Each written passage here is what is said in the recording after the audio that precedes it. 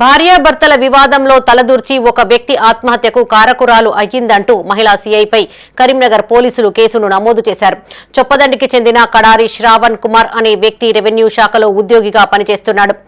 ఏడాది నుంచి భార్యాభర్తల మధ్య గొడవలు అవుతుండగా మహిళా పిఎస్లో భార్య నీలిమ ఫిర్యాదు చేసింది. ఈ కేసులో భాగంగా సీఐ శ్రీలత భార్య నీలిమతో పాటు మరో 5గురు వేధిస్తున్నారంటూ శ్రావణ్ కుమార్ ఒక సెల్ఫీ వీడియో తీసి ఈ నెల 7వ తేదీన పురుగుల మందు తాగాడు. ఆసుపత్రికి తరలించగా 2 రోజుల క్రితం మరణించాడు.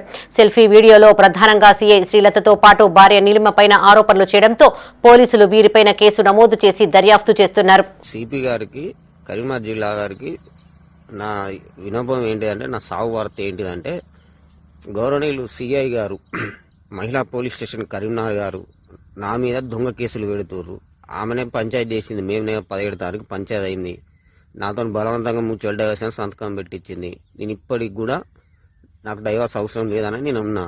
నాతో కోర్టులోకి వెళ్ళి నోటీస్ ఇచ్చినాక మొన్న మీరు ఏ రకంగా ఎఫ్ఐఆర్ చేస్తారు సిఐ మేడం? కోర్టుకు మీకు సంబంధం లేదా? కోర్టును ధిక్కరిస్తారా? ఇది ఎక్కడ న్యాయం మేడం? నిజంగా మీకు న్యాయం అన్నది ఉంటే ఇప్పుడు వాళ్ళని అరెస్ట్ చేయరు. నా సాగుకు కారణం మీరు, సిఐ గారు, మీరు,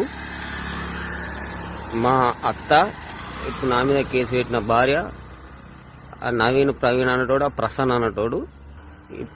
ఇప్పుడు న్యాయంగా మీరుంటే ఇప్పుడు న్యాయంగా అరెస్ట్ చేయరు. వాళ్ళను ఇప్పుడే అరెస్ట్ చేయరు. నా శివం గారికి మాత్రం మీరే నా బిడ్డను తీసుకొని రావాలి. నా సాగు కారణం కూడా మీరు కూడా కారణం అవుతారు వాళ్ళతో సహా.